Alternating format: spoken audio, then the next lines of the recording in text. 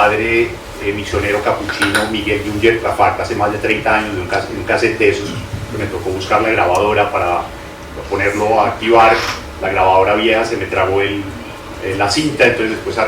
desbaraté la grabadora a base de martillazos, porque dije cómo voy a perder el testimonio del padre Miguel. Entonces fue muy bonito porque logré recuperar esa cinta, la grabé en digital, la subí al canal de YouTube que tengo y apareció en el portal del sínodo el testimonio de una entrevista que realizara hace 30 años al padre Miguel Yunger Rafart, que está en la página del sínodo Miguel Yunger Rafart. Entonces es una entrevista muy bonita porque muchos de nuestros misioneros no nos dejaron nada escrito, trabajaron, tuvieron una vida de epopeya. En muchos casos hay unos que sí han escrito muchísimo, pero en el caso del padre Miguel, que era una figura histórica en el Putumayo, no sé si alguno de ustedes lo alcanzó a conocer o escuchar, todo el mundo, todas las comunidades, Muray Munane, Sionas, lo conocían porque era de este grupo de misioneros capuchinos que habían entrado por el Valle del Sibundoy y habían marcado la historia del Valle del Sibundoy. Yo con esto un poco quiero también reconocer el sentido de la misión y de la historia de la misión. Yo soy antropólogo, generalmente los antropólogos y los misioneros hemos tenido elementos de mucha tensión. Me decía el padre Miguel en aquel entonces, pues aquí está un colega tuyo, catalán él, que se llama pues Horacio, él está construyendo una comuna maoísta, y era un poco como el conflicto. Entonces pues él tiene su rancho y yo tengo pues mi colegio atendiendo a las comunidades. Eso es muy importante porque yo creo que un poco nosotros somos hijos de la modernidad, y la modernidad, uno de los rasgos de la modernidad, lo decía muy bien Hegel, es el tema de la moda, ¿no? Entonces pues estar a la moda es estar pues con el último grito de la moda. Y yo me parece que es muy importante reconocer también la labor de los procesos misioneros en toda la cuenca del Amazonas y en todo el territorio, no solo del Amazonas, sino a nivel del planeta, porque hay muchas lecciones que aprender de mujeres y de hombres que dieron su vida y se desgastaron para llevar el anuncio del Evangelio. Entonces, la figura del padre Miguel, de cierta forma, es como una especie de arquetipo del sentido del mensaje de Cristo, ¿no? En el apostolado y en el discipulado, es ponernos y darnos a la aventura. Esa palabra es bellísima porque la aventura es un poco ir y hacer discípulos míos a lo largo del planeta, y esa casi que es la única misión que Cristo le dio a sus apóstoles y sus discípulos, y como que no les dio unas bases antropológicas muy sólidas, sino los enfrentó a lo que se iban a enfrentar. Por un lado el mundo romano, el mundo griego, que los martirizó inicialmente, la evangelización que hicieron apóstoles como San Felipe en Etiopía, que muy rápidamente los pueblos etíopes de manera distinta a lo que había sido en la cuenca del río, de la cuenca del Mediterráneo, este pueblo muy rápidamente asumió el Evangelio, y es uno de los grandes, digamos, pueblos desérticos, curiosamente desérticos, pero con una de las fes más grandes que tenemos en este momento en términos de lo que es su cosmología ambiental. En ese sentido vale la pena, digamos, hacer pues un reconocimiento de esos. Ahora estamos en Bogotá. ¿Y qué tiene que ver pues la labor de la iglesia en una ciudad como Bogotá? Yo digo en el texto que escribí, que está en el video, pues el videito está demorado para cargar, pero se llama Apostolado Laico y Misionero, para los que lo quieran ver posteriormente en YouTube. Yo creo que también el sentido de la contemplación que un ecosistema como el Amazonas nos invita a todos los cristianos a tener en cuenta, en el sentido de la magnanimidad que tienen estos ecosistemas y estos territorios y la historia del Amazonas, como lo indicaba nuestra conferencista inicial, en el sentido de la cantidad de tesoros que la ciencia nos está descubriendo.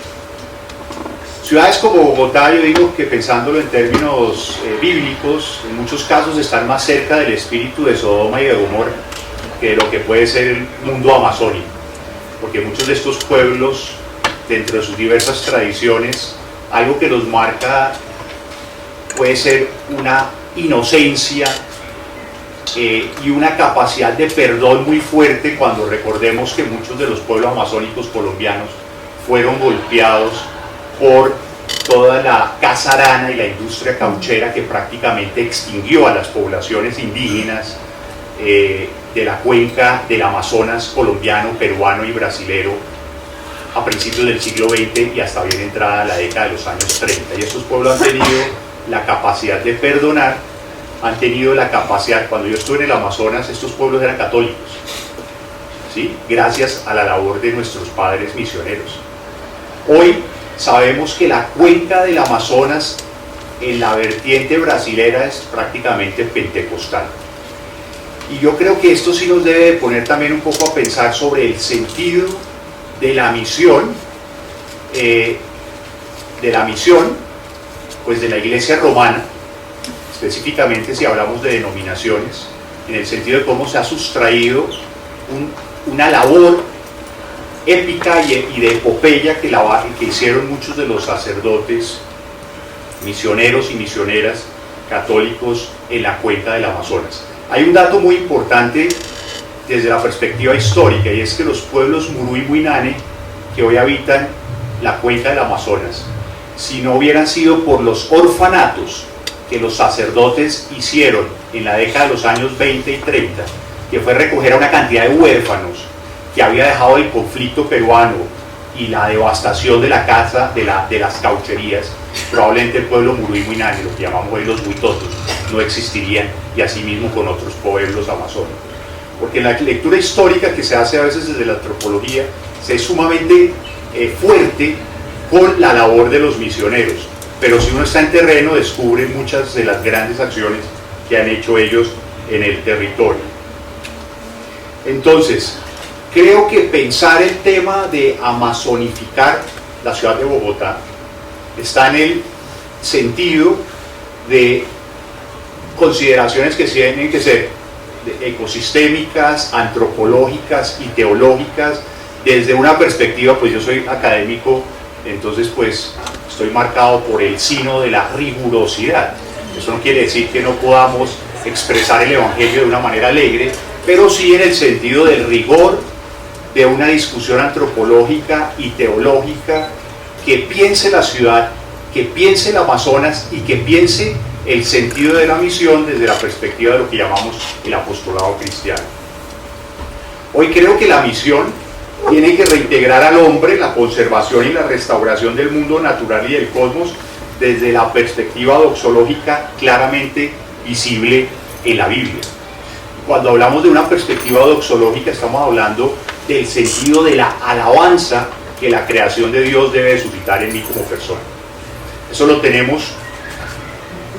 en ese diálogo y en ese encuentro que nos señalaba Lirio al inicio de esta charla, de este espacio, en el sentido de cómo hacemos encuentros de alabanza desde la perspectiva de los saberes amazónicos, pero también desde la misma dimensión doxológica que está, por ejemplo, en los Salmos, que está en la Biblia, que está en lo que San Máximo el Confesor llama la liturgia cósmica, que Hans Urs von Balthasar la recoge en un libro que se llama La liturgia cósmica, en el sentido de que también, un poco en el patrimonio y en el depósito de la fe católica, hay una cantidad de tesoros que tenemos que recuperar, poco como así yo recuperé la entrevista del padre Miguel Yunger Rafal, y nos tenemos que dar también un poco a la labor de establecer un proceso de arqueología del saber, de nuestras propias visiones teológicas en el marco de lo que es la labor evangélica y de la labor misionera. Ahora, tan adentrados en la historia de la salvación como nos encontramos hoy en día, creo que para un habitante urbano que está viviendo de cierta manera